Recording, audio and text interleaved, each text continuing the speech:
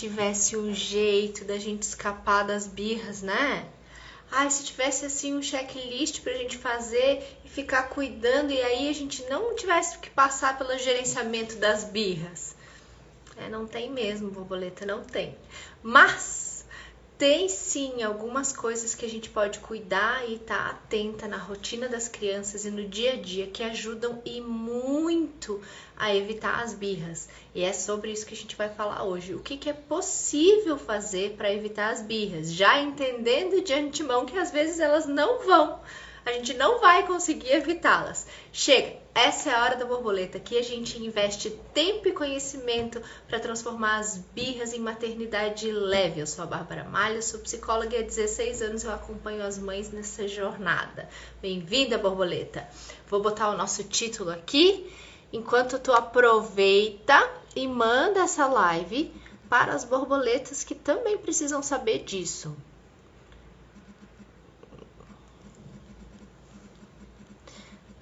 Lembrando que estamos no nosso semanão, todos os dias eu tô por aqui, sempre às 8 da manhã, pra gente conversar sobre maternidade leve, sobre birra, sobre criança. Então já se programa pra tomar café comigo. Então vamos lá. Feito. Bom, vamos começar falando, né, que a gente já, várias vezes aqui, uma das coisas que eu falo o tempo todinho, que as birras, elas têm usualmente duas naturezas, né, elas vêm de dois lugares, usualmente. A primeira delas, o primeiro deles é uma situação, um evento, uma emoção que a criança naquele momento não tem recursos ainda para lidar. Ou seja, uma coisa que ela nunca viveu, ou que ela já viveu, mas que ela ainda não consegue lidar com os recursos que ela já dispõe, com as coisas que ela já aprendeu, com as habilidades que ela já tem. E a outra coisa, que é talvez uma grande parte, né, dos gatilhos aí das birras, são as necessidades que estão eventualmente negligenciadas. E aí, calma, borboleta, não é meu Deus, eu sou uma mãe negligente. São necessidades básicas diárias que a gente está o tempo todo de uma maneira dinâmica, se abastecendo e usando, se abastecendo e usando. O que é o nosso ponto de partida, né? O nosso corpo, nós como organismo, nós temos uma tendência de buscar o equilíbrio. Então eu sempre vou buscar satisfazer as minhas necessidades que estão mais agigantadas naquele momento. Eu gosto de fazer uma ilustração da piscininha, que eu já fiz no mês passado, mas vou fazer de novo porque eu acho que ilustra muito bem, né? É como se a gente imaginasse que o nosso organismo é uma piscina. E essa piscina, ela tá cheia de balões. Esses balões são as nossas necessidades, são as coisas que nos acontecem durante o dia, são as coisas que a gente quer, são as coisas que a gente precisa, são as coisas que a gente vive. Eles estão todos lá, flutuando nesse piscinão que somos nós.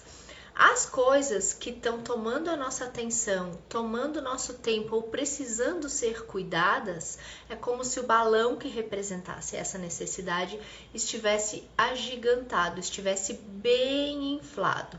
E quando isso acontece, ele ocupa o espaço que os outros balões estavam ocupando. Então, os outros balões vão ficando mais murchinhos, tá? Exemplo, quando a gente está com fome, o balão da fome está lá, grandão. Os outros balões do sono, da vontade, da necessidade de entretenimento, da saudade da mãe, estão um pouquinho menores, porque isso está gigante, está pedindo resolução. A hora que eu como, esse balão dá uma murchadinha e tem espaço para outras coisas aparecerem. Vocês já prestaram atenção uma coisa que acontece muito comum com a gente?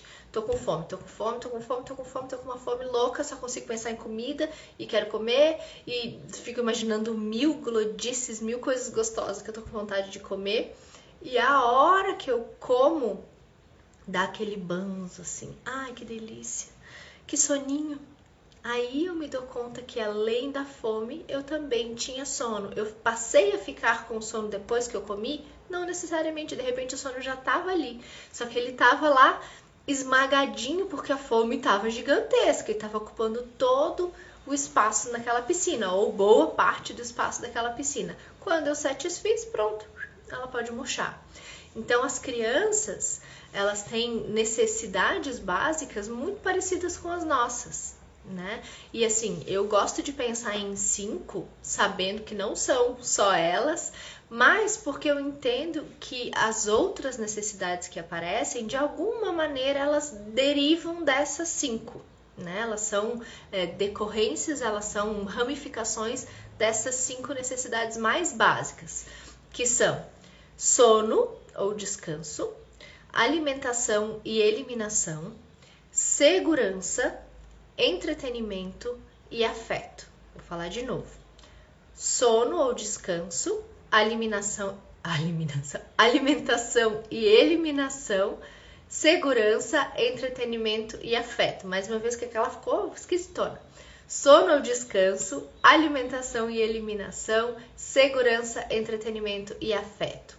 Então, quando a gente quer pensar em evitar as birras, se a gente sabe que as birras muitas vezes, ou na grande maioria das vezes, vão acontecer por uma necessidade básica que está negligenciada, vamos voltar lá na piscina, vão acontecer porque tem um balão que está lá gigantesco, ocupando grande espaço dessa piscina, impedindo que outras coisas apareçam e precisando muito ser satisfeito. Se a gente tiver o cuidado de cuidar dessas necessidades básicas para que nenhum balão fique absurdamente agigantado, a gente de alguma maneira está evitando que a criança tenha um episódio de birra, que ela entre em colapso. Porque a birra, o que acontece? É a criança dizendo, eu tenho uma necessidade que está gigante, está ocupando todo o meu organismo, não está deixando que outras coisas apareçam para mim e eu não estou conseguindo satisfazê-la. E aí o que acontece? O cérebro ativa a emergência. O cérebro diga, amígdala, assume. E aí a amígdala faz aquilo que a gente já tem conversado aqui muitos dias. E interrompe a comunicação com as partes mais rebuscadas do nosso cérebro. Então a criança passa a responder como se ela tivesse, e para o cérebro ela está sob uma ameaça muito séria. Então a criança fica não responsiva, porque o cérebro dela está dando só respostas de sobrevivência. Por que é que na hora da birra, ainda que a gente ofereça o que a criança queria, ela não consegue aceitar? Porque ela nem consegue ouvir mais.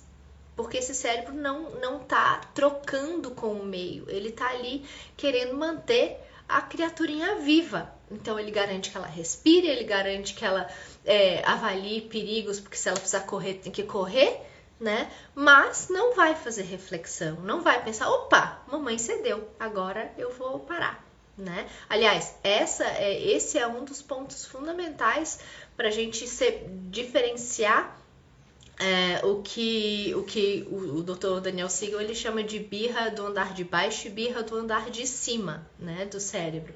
A birra do andar de baixo é essa que a gente está falando aqui, que eu posso prometer mundos e fundos para a criança, na hora que ela está ali fazendo a birra, ela não consegue aceitar, porque ela nem ouve, ela está completamente não responsiva. E o que ele chama de birra do andar de cima, eu, Bárbara, já não considero muito birra. Birra pra mim é essa, do andar de baixo, que a criança tá lá com o cérebrozinho em curto, né? Não consegue responder, a amígdala tá mandando na parada toda e a gente não tem muito acesso às partes mais complexas do cérebro. Pro Dr. Daniel Siegel tem essa birra do andar de cima, que eu acho que não é birra, na minha concepção, porque birra é isso, né? Que é quando a criança usa dos recursos que ela tem, e ela pode também estar esperneando, ela pode também estar gritando, ela pode também estar batendo e tal, mas se eu cedo, se eu ofereço o que ela estava pedindo, ela para, tá? Na minha compreensão, aí a gente não tá falando de um episódio de birra, aí a gente tá falando de uma criança usando os recursos que ela dispõe para buscar o que ela quer. E aí é uma outra coisa, né? Quando a gente fala de birra, eu tô falando disso, de uma criança que ou tá lidando com uma situação que ela não tem recursos para lidar de outro jeito, ou seja, ela precisa interromper o contato com essa situação, e isso acontece quando o cérebro assume essa situação como uma emergência e coloca a amígdala no comando, ou quando ela tá com uma necessidade básica muito negligenciada e ela não consegue mais administrar isso, então, de novo, o cérebro ativa esse modo de emergência e coloca a amígdala no comando, tá? Então, birra pra mim são quando acontecem essas duas coisas. E aí, se a gente está entendendo que uma das causas principais, ou um dos caminhos principais pelos quais as birras acontecem, são as necessidades básicas negligenciadas, então se a gente olhar para ela, a gente tem boas chances de escapar de alguns episódios. Vocês concordam comigo? Se a birra vem quando a criança está com uma necessidade básica negligenciada, se eu cuido dessas necessidades, opa, essas birras eu tenho boa chance de escapar. Certo? Ainda não consigo escapar dessas outras birras que vêm desses eventos que a criança, por razões de maturidade, ainda não consegue lidar. Mas os das necessidades básicas fica um pouquinho mais tranquilo da gente tentar evitar, né? Já é um ganho, combinado? Então vamos lá. Então, a primeira coisa, vamos começar na ordem que eu trouxe antes, né? Alimentação, primeiro eu trouxe sono e descanso. Pensem aí em vocês quando vocês estão muito cansados ou quando vocês estão caindo de sono. A nossa atenção fica reduzida, a gente fica mais irritadiço, a gente fica mais intolerante. Alguns de nós ficam mais agitados, porque quando a gente está muito cansado, com muito sono, o nosso cérebro também produz uma resposta de estresse, né? Ele secreta adrenalina e cortisol para que a gente se mantenha desperto. Ele entende, opa, não pode dormir agora, então vamos lá, vamos ficar acordado. E aí acaba acontecendo uma resposta estressora no corpo, então às vezes isso também gera agitação. Então quando a criança está cansada, a tendência é que ela já não fique legal. Então ela vai dar sinais de que tô precisando descansar, né? Então é importante que quando a gente pensa em organizar a rotina da criança ou a gente pensa o dia com essa criança, que a gente lembre disso, que o estoque de energia dela ou o tanto de descanso, de repouso que ela vai precisar durante o dia pode ser diferente do meu, né? E a gente tem que observar muito. Uma das coisas que eu vejo muito acontecer, que acabam vindo aqui pro consultório, é das pessoas que têm a fantasia de que assim, vou dar uma canseira de dia para que durma bem à noite.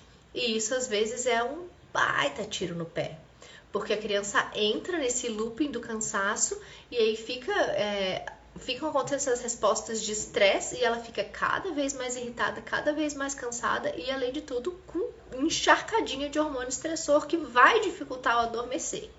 Então, quando a gente pensa na rotina, eu sempre sugiro que a gente pense numa rotina que oscile, né, as atividades, que alterne atividades, que vão exigir mais resposta motora, ou seja, atividades mais agitadas, que vão botar esse corpinho para jogo, que vai ter correria, que vai ter pulaceira, que vai ter corpo que se mexe, com atividades que podem ser mais tranquilas, que podem ser atividades mais mentais, né? Porque, óbvio, todas as atividades vão mesclar essas duas coisas, mas tem uma tônica, né, em cada atividade. Se eu vou brincar de pegar, é uma atividade que a tônica é muito mais motora, é muito mais corpo do que mental. Se eu vou montar um quebra-cabeça, é muito mais mental do que corpo, né? Embora tudo trabalhe junto sempre, o tempo todo, né?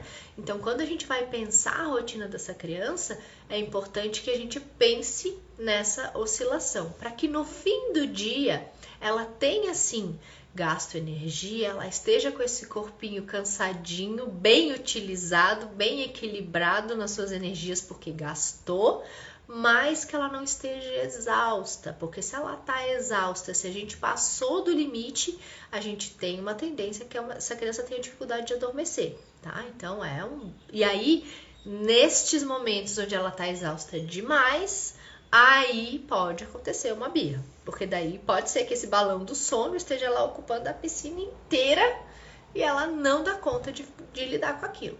Tá? E aí vem uma birra. E aí, se vem uma birra, a gente tem dois problemas, porque a gente tem que primeiro reorganizar, primeiro ajudar essa criança a se centrar, a se organizar, a voltar para o seu eixo, para depois eu conseguir levá-la para dormir, porque a gente não consegue fazer dormir uma criança que está desorganizada, não dá, né? Tiro, porrada e bomba, tá? Então, quando pensar na rotina, alternar as atividades. Como que eu sei a duração dessas atividades? Como que eu sei se tá bom, se tá demais? Bom, primeira coisa é a gente ficar muito atento a essa criança. Se eu tô, por exemplo, propondo uma atividade mais motora, mais corpo, né? Tô brincando de pegar lá com a criança.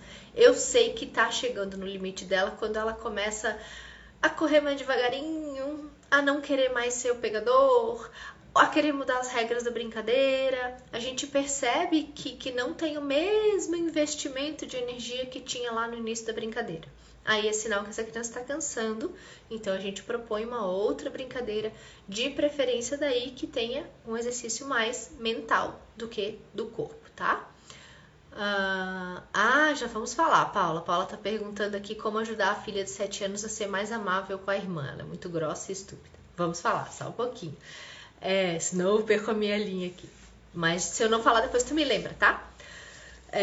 Então, cuidar desse descanso, cuidar dessa rotina que seja de meio de altos e baixos, mas que seja uma coisa dinâmica, fluida. Então eu trago uma brincadeira mais agitada, depois eu proponho uma coisa mais tranquila, depois eu trago mais uma agitada, mais tranquila. Na verdade, o nosso dia ele já tem momentos, né? Usualmente momentos de mais atividade física e de menos, né? Então, é só a gente manter a atenção nisso e manter muito a atenção na criança, né? Nos sinais de que ela não tá cansada demais. Tô vendo que ela tá muito cansada, como que eu sei? Tá ficando irritadiça, tá ficando intolerante, tá ficando, enfim, que a gente vê que ela fica espinhenta. Traz uma atividade que vai trazer um pouco de repouso. Senta junto, faz uma massinha, faz um quebra-cabeça, lê um livro, vamos desenhar. Propõe um descanso, um repouso para esse corpinho, ou uma atividade que ela possa ficar mais tranquilinha mesmo, um colinho, vem cá, vou te contar uma história. Traz esse momento de descanso que não precisa ser necessariamente dormir, pode ser só um repouso durante o dia, tá? Então, muita atenção aí. Especialmente depois que anoitece, aos sinais de sono. Às vezes a gente negligencia pensando assim, vou esticar um pouquinho para depois esticar um pouquinho de manhã.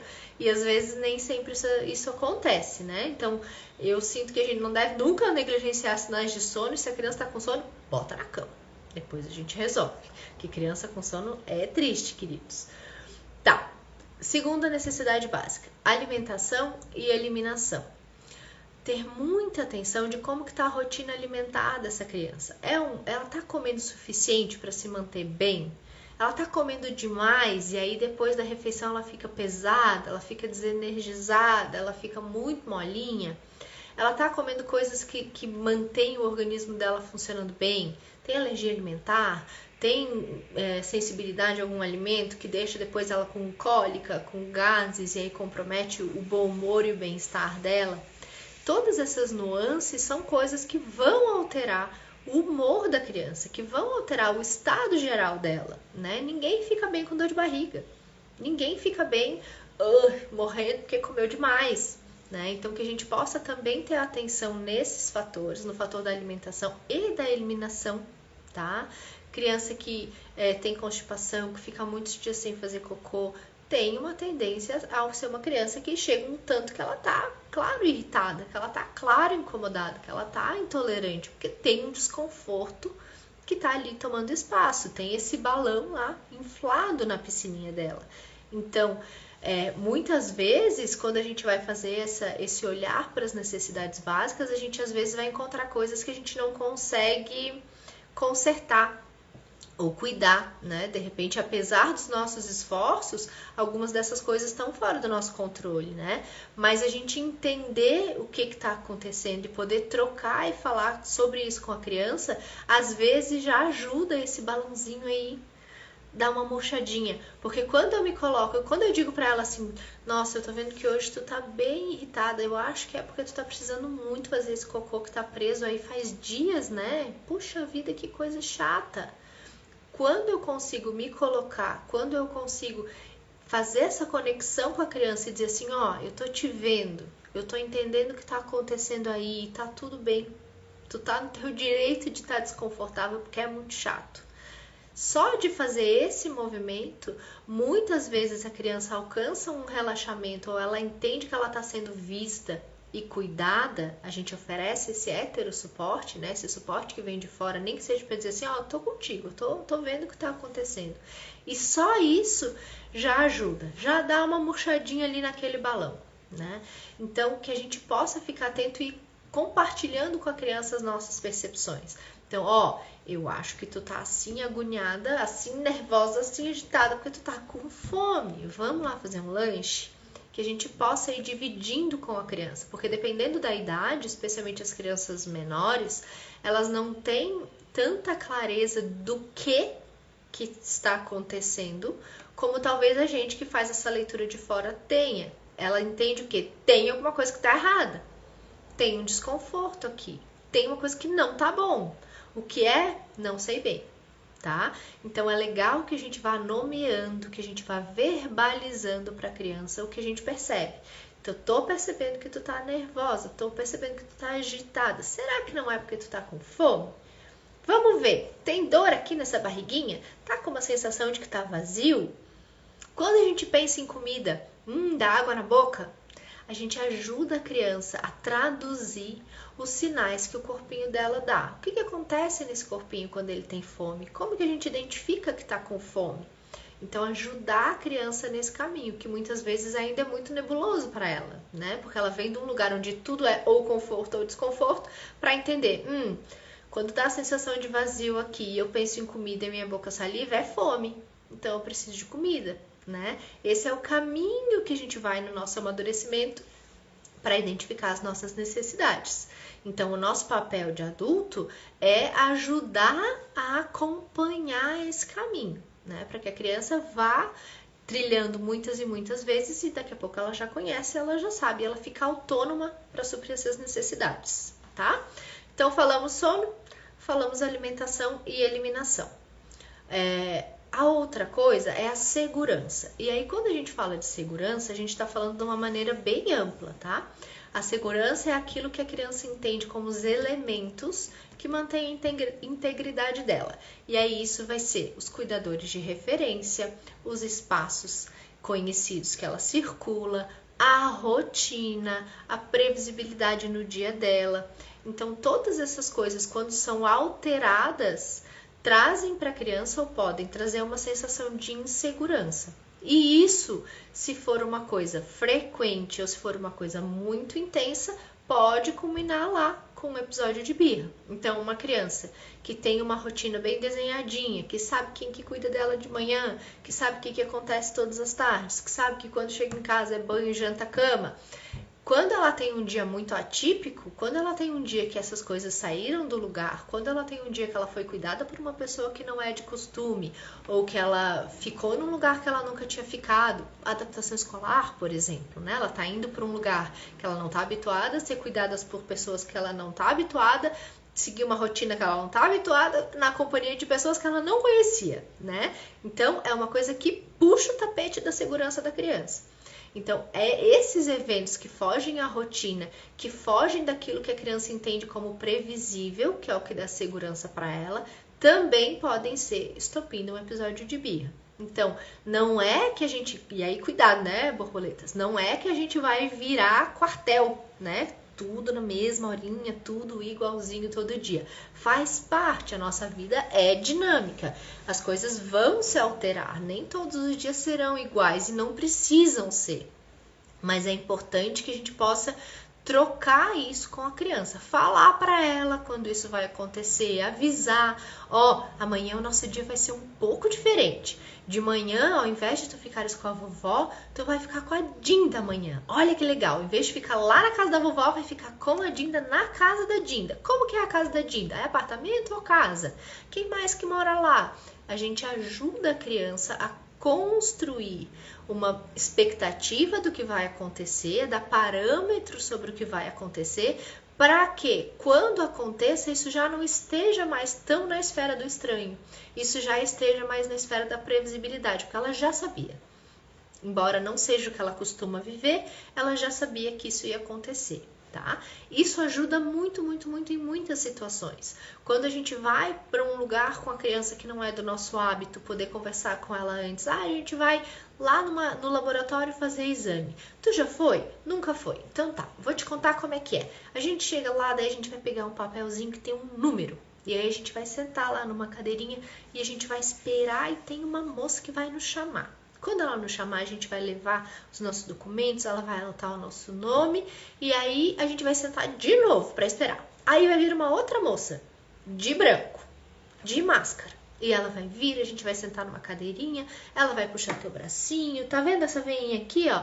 Ela vai ficar olhando, vai fazer assim com o dedinho para palpar e vai trazer... A gente descreve, a gente constrói para a criança uma fantasia que dê parâmetros, que dê sinais do que vai acontecer. Pode ser que não aconteça exatamente assim? Sim, pode ser e não tem problema. A ideia é que ela tenha alguma noção, porque senão a gente está jogando completamente no inesperado.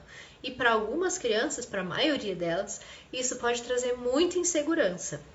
E aí isso gera tensão, e essa tensão acumulada, num dia que ela viveu várias situaçõezinhas onde ela não sabia o que ia acontecer, ou num dia que ela já estava fragilizada e aí acontece uma situação onde ela não sabia lidar, isso também pode terminar lá no fim do dia, ou até antes, às vezes, né? Num episódio de birras. A criança diz, não, pera, esse mundo está louco, não sei o que está acontecendo, não sei o que vai acontecer, não dou conta disso, tá? Então que a gente possa sempre ir dando esses parâmetros para a criança, ajudando ela, porque a previsibilidade é o que mantém ela segura. Ela entende, não, as coisas estão acontecendo como sempre aconteceram. Isso dá segurança.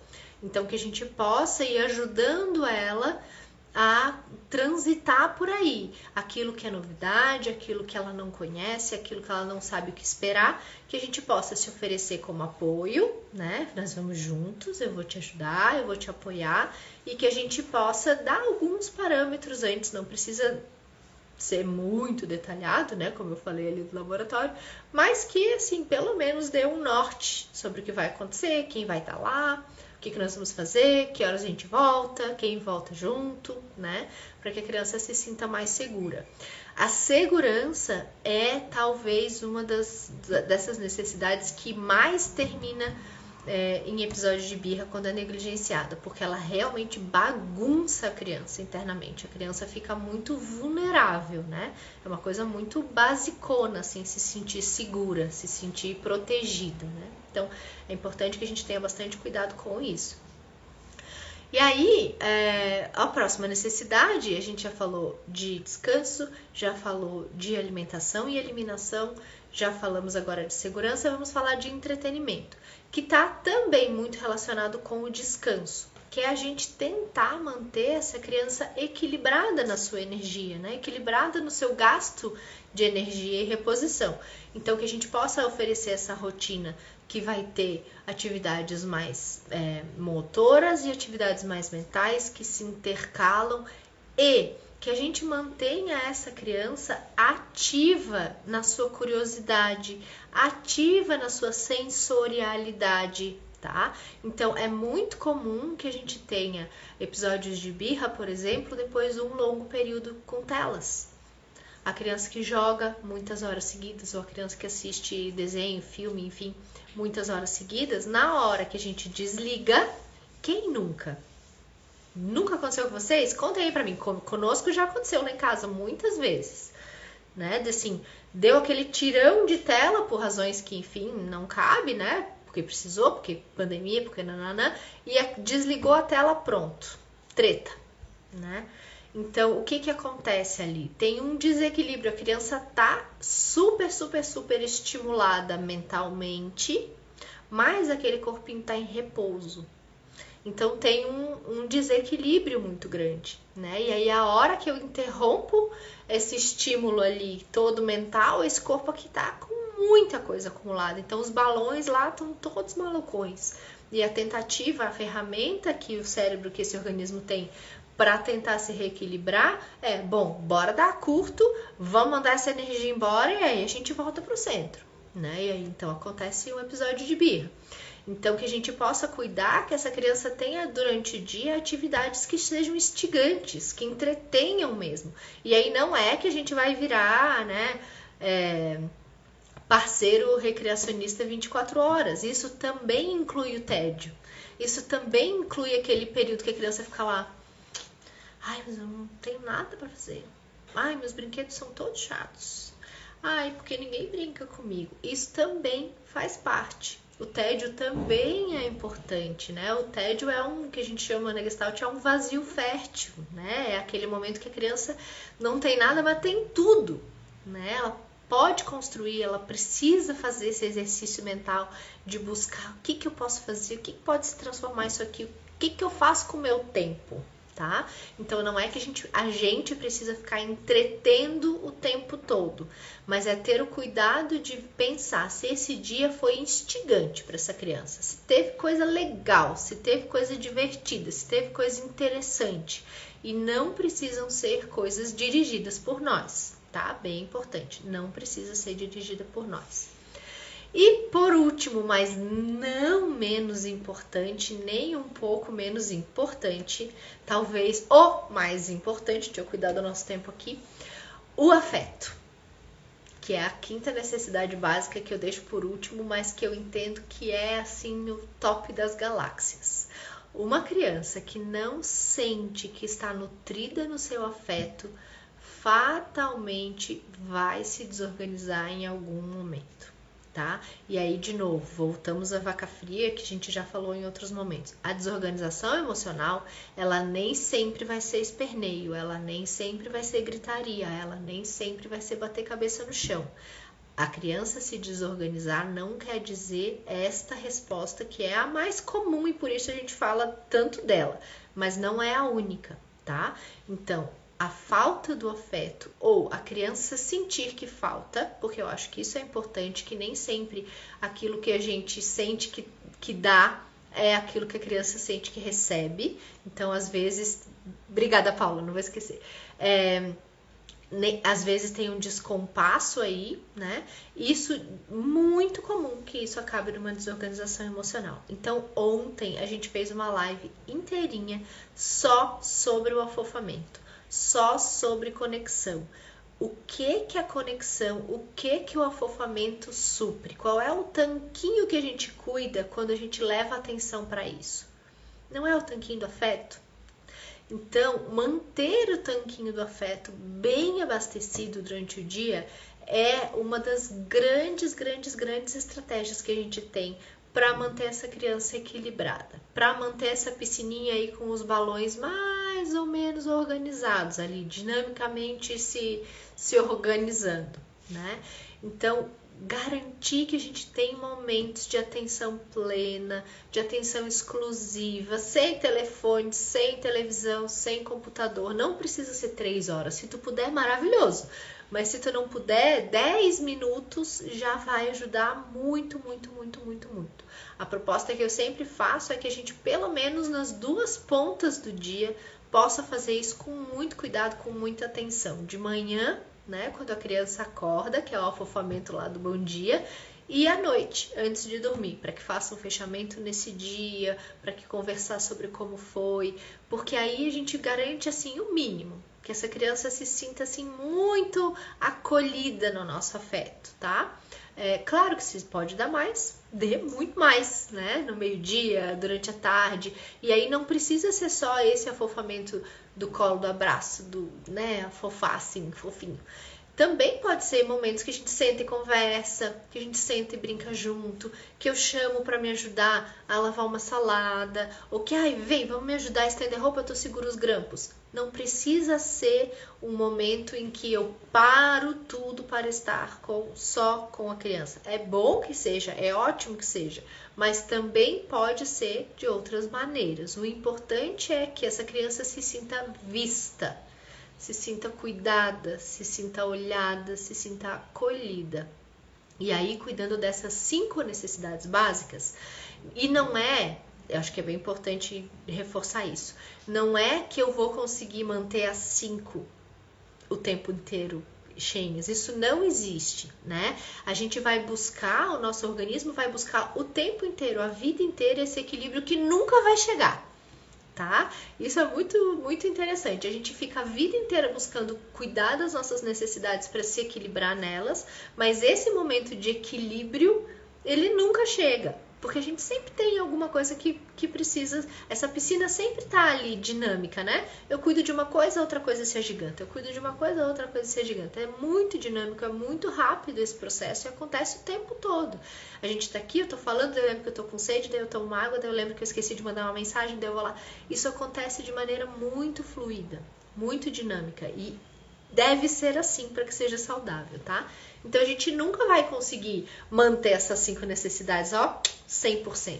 A ideia é que a gente entenda quais são, para que eu cuide, para que pelo menos elas estejam variando de maneira fluida e dinâmica, porque disso a criança dá conta. O que ela não dá conta? Quando uma necessidade se agiganta demais e ocupa todo espaço, né? Porque daí toda a atenção dela, todo o organismo dela tá imbuído em cuidar dessa necessidade que muitas vezes ela não consegue objetivar e entender qual é.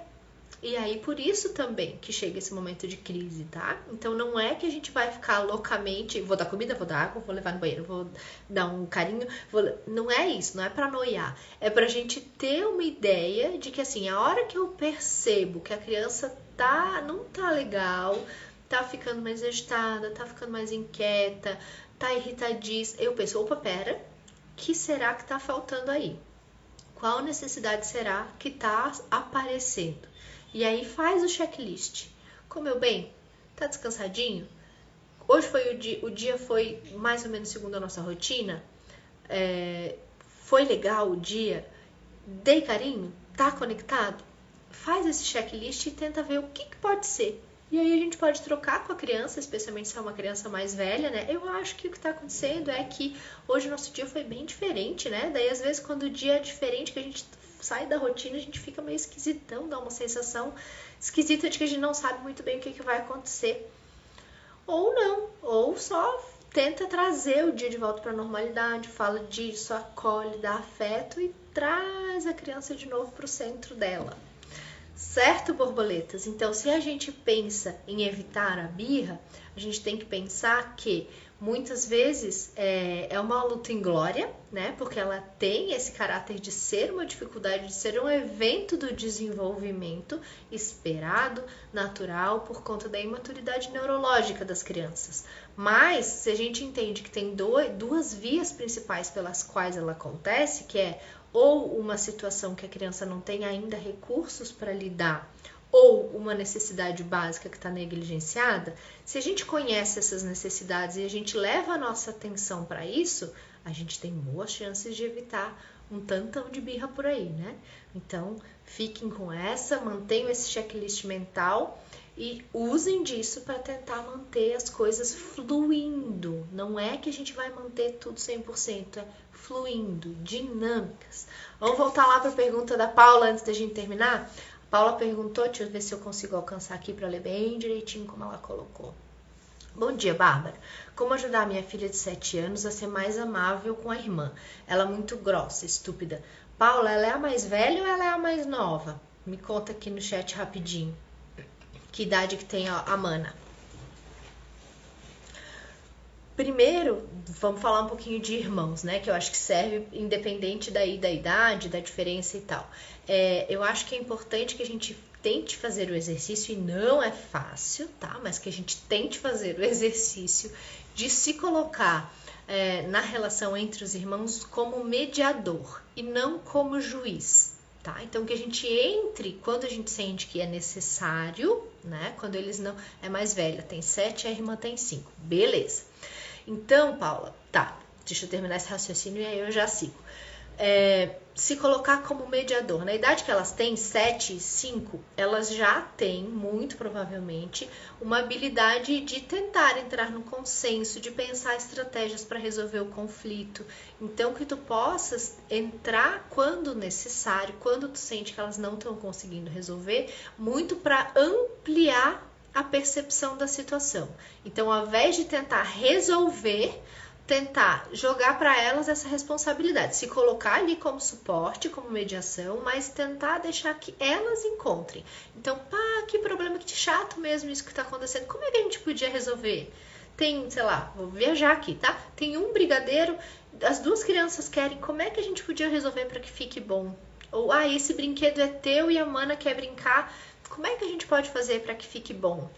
Tenta ampliar campo, tenta trazer elementos para que elas consigam entrar num acordo. E esse acordo não necessariamente vai ser o 100%. Às vezes elas topam e tá, tudo bem. Ok, topou, tá topado, tá? E às vezes o que acontece, especialmente com o irmão mais velho, quando tem essa postura mais difícil com o mais novo, é comum que aconteça porque nós, os pais, é muito comum que a gente faça um movimento sem perceber, tá? Quando são duas crianças que tem uma diferença nem tão grande quanto as tuas. A gente costuma alinhar com o mais novo, tá? Então, assim, a gente costuma, para facilitar o dia a dia, enfim, por razões de cotidiano, a gente acaba tratando o mais velho na linha daquilo que o mais novo alcança. De habilidades, de direitos, de potencialidades. Então, todo mundo vai dormir na mesma hora, todo mundo come a mesma coisa. Então, pro mais velho, fica parecendo que não tem vantagem nenhuma ser o mais velho, que dá só mais trabalho, porque usualmente a gente cobra coisas que estão correspondentes com a idade dele, mas os direitos não acompanham, tá? Então, eu te diria, para pensar aí, pense em família, que pequenos direitos, que pequenas vantagens que a mais velha poderia ter por ser mais velha. Vou te contar um exemplo aqui da minha casa agora recente.